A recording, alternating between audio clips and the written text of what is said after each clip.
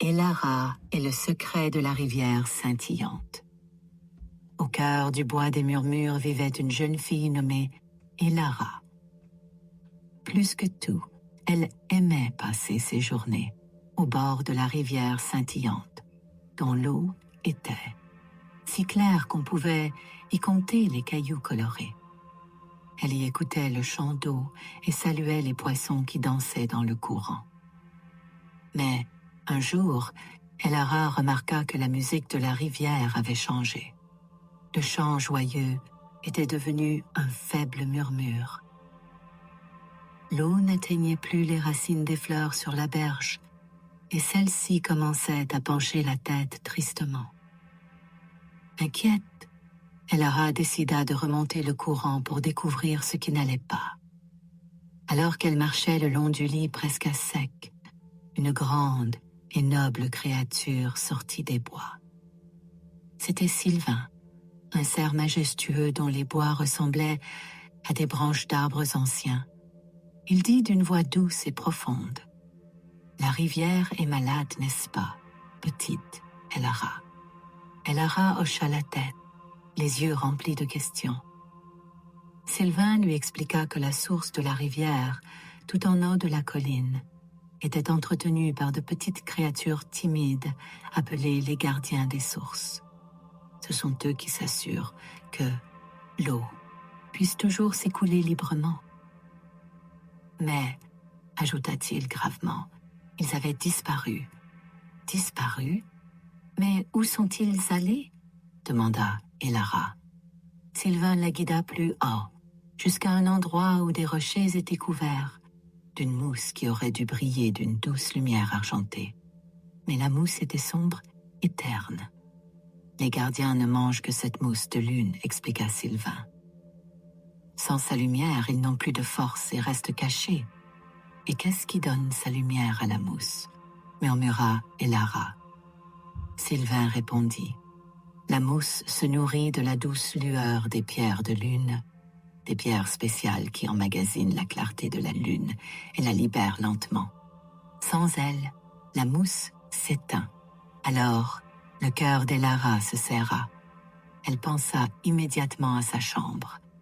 Sur son étagère, une collection de magnifiques pierres brillait chaque nuit d'une douce lueur argentée. Elle les avait ramassées près de la source, sans savoir leur importance. Les pierres de lune, souffla-t-elle, les larmes aux yeux. C'est moi, je les ai prises. Sans un mot de plus, Elara courut chez elle, rassembla les pierres dans son tablier et revint à la source où Sylvain l'attendait. « Je vais tout arranger, » dit-elle, déterminée. Avec un soin infini, elle replaça chaque pierre de lune autour des plaques de mousse terne.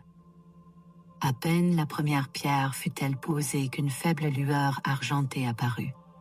Et lorsque la dernière trouva sa place, toute la colline se mit à briller. Bientôt, de petits nez curieux et de grands yeux timides sortirent de minuscules terriers. Les gardiens des sources étaient de retour. Ragaillardis, ils dégagèrent la source, et bientôt un filet d'eau devint un joyeux courant, redonnant vie à la rivière scintillante. Le cœur rempli de joie, Elara comprit que dans la forêt, chaque petite chose, même un simple caillou, a sa place et son importance. Les gardiens, reconnaissant, lui offrirent une petite graine brillante. Sylvain expliqua doucement: « C'est une graine de lumière. Plante-la et prends-en soin. Elle te rappellera que même la plus petite des actions, faite avec un cœur bon, peut faire refleurir le monde. » De retour chez elle, Elara planta la graine.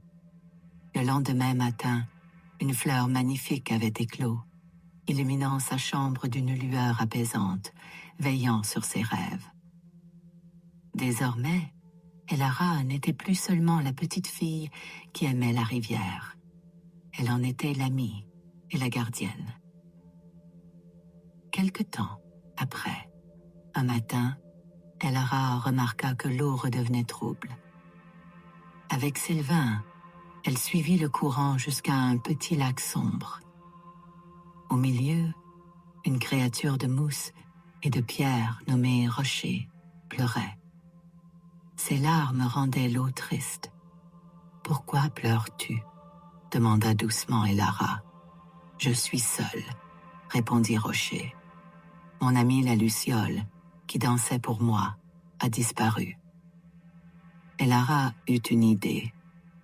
Elle courut chercher un pétale de sa fleur de lune et le tendit au géant. « Pour que tu ne sois plus jamais seule, dit-elle. » Alors, Rocher sourit, ses larmes cessèrent de couler, et le lac s'éclaircit. La rivière scintillante reprit son chant, et Elara comprit que la lumière de l'amitié pouvait apaiser les plus grandes tristesses et faire briller le monde à nouveau. Coucou les amis. As-tu aimé mon histoire dans le bois des murmures? Si oui, mets un petit pouce bleu pour me faire sourire et partage la magie avec tes amis pour que mon aventure voyage partout.